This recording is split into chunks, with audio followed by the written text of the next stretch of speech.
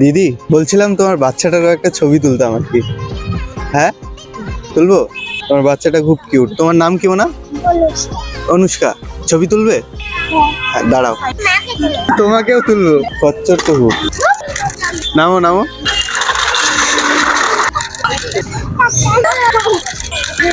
দেখো ছবিগুলো দেখো কেমন হয়েছে। ভালো? তুলবা? আরো তুলবা? আর তুলবা না? খেলবা? আমাকে তুলে দিবা? ক্যামেরা চালাতে পারো তুমি?